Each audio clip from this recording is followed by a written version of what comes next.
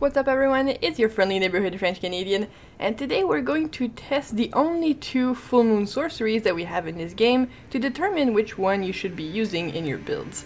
So first we're going to test obviously the damage numbers. We're going to test it with talismans, without talismans, with more intellect, with less intellect, and all of that good stuff. We'll also be looking at the effects they both have on the enemies, because they have some added effects that is outside of just damage. Also be looking at their FP costs and really which one is the better one between a Rennala's Moon and a Ranni's Dark Moon. Now this is not a waifu competition, but I will say I'm very biased because I've married Ranni 3 times already. So first off, to test this out, we want to test raw numbers first, so I'm going to use the Carian Glintblade staff, which is fully upgraded, because the Carian Regal Scepter actually gives you a boost to full moon sorceries. So we're going to start with the one that doesn't have a buff, and we're also going to use no talisman at all. So for Rennala's full moon, we get 1235 damage. Now I have to run back because these sorceries actually give a debuff, so I don't want the damage or the numbers to be really skewed. So let's do Ranni's Dark Moon. And we get 2042 damage. Now let's actually look at the Carian Regal Scepter and how much more damage we do with the boost to full moon sorceries. Now keep in mind I'm using 70 intelligence right now, or that's what my stats are for this. And also I'll be attacking the enemy when they aren't aware I'm there, which gives you a boost to the damage, but like what we're actually looking at is the difference in numbers, right? So whether they're aware or not, or it's a sneak attack or not, doesn't really matter. As long as all of them are quote-unquote sneak attacks, the numbers will be fine. So let's do Rennala's full moon with the Carian Regal Scepter.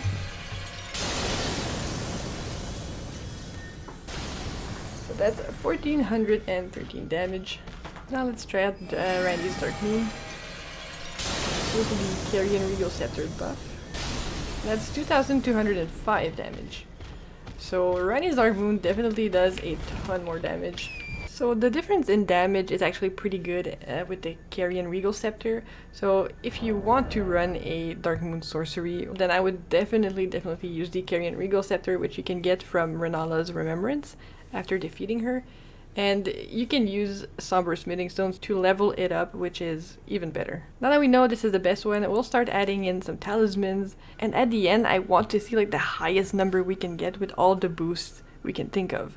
So first up, let's add +5 to our intelligence. So as I said, it was 70 before, now it's going to be 75. So let's see if the difference is big or not. So for Rennala's full moon, we have 1505 damage. Now let's see Ranni's Dark Moon with the +5. That'd be 2289. So it seems that the boost in stats really helped Rennala's full moon more than it did with Ranni's Dark Moon. Now let's test the damage of these two full moon sorceries with the Graven Mass Talisman. For Rennala's full moon, we get 15. Let's try Ranni's Dark Moon, which was 2205, I think, without the talisman. And with the talisman, that is 2299. So what we can conclude from that is that the Graven Mass Talisman gives you a bigger damage boost than just putting points into your intelligence, and it seems to affect Ranni's Dark Moon way more, whereas the stat points will affect Full Moon more. Now the other thing we can do is try to use the Snow Witch hat, which actually strengthens Cold Sorcery. And as Ranni's Dark Moon actually does frost damage, this will definitely boost the damage up. So let's see the kind of numbers we can get with this. And again, I won't be using any talisman. So if we remember, the raw damage was 2205. Now it's 2334, so that's a lot. That's a big boost. So now that we've determined that the most optimal damage comes from the Carian Regal Scepter with the Snow Witch hat, as well as the Graven Mass Talisman and the Stargazer Heirloom both increasing damage, we're going to use all of that together, and I'm going to throw in a Wondrous Physic where we use the Magic Shrouding Crack tier that boosts our magic damage. So let's see how much damage we can actually get out of this. And we're going to test it twice in a row because I want to see how much damage we get once the enemy has the debuff on him. So let's see. Oops.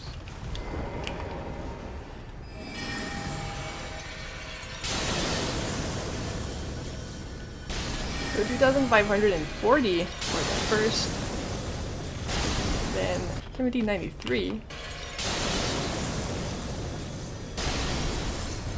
So 2,152, and that's with the debuff, and the first number was like 17 something. So the reason I did that is because using Ranni's Dark Moon once, which is not explained here, reduces the target's magic negation by 10%. So you'll be doing 10% more damage.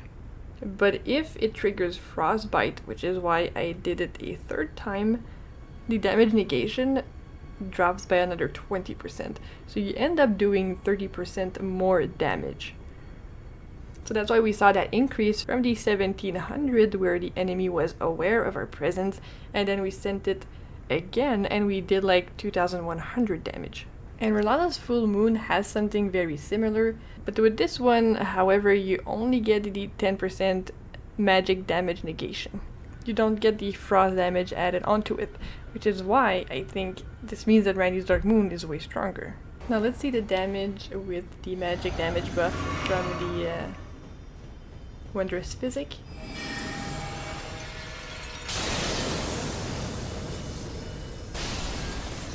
That is 2,867 damage. That's a big, big boost.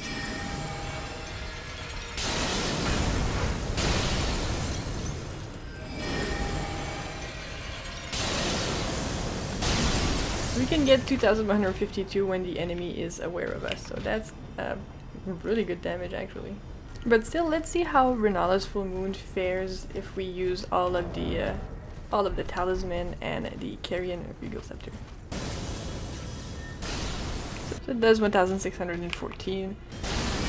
Let's see what the 10% damage negation can do. And it's not much better, and I was even using like the physics, so definitely has less damage potential. Now let's test out the animation and how long it is. Now I have a suspicion that both of them are exactly the same, but we'll test it out anyways. And I'm going to spam the R1 button so we can see exactly when our character gets out of that animation.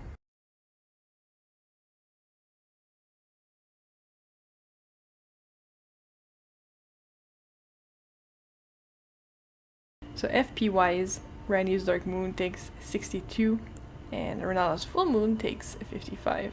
And you need 70 intellect to use Rennala's, while you only need 68 to use Ranni's. So even though the FP cost is a bit higher, it still does a ton more damage. I think for this, the clear winner has to be Ranni's Dark Moon because it does so much more damage, and if you're trying to run a Frost build, you'll get even more damage out of it because Ranni's Dark Moon will give a 30% debuff on enemies. So if you want to run a Full Moon sorcery build and do the most amount of damage, you want to use actually Ranni's Dark Moon. Use other Frost sorceries, and it seems past 70 that the change in numbers is actually not super significant, so you want to shoot for 70 intelligence. You want to use something like the Graven Mass Talisman to boost your damage, and if you don't mind how stupid this hat looks, then you'll do even more damage with this.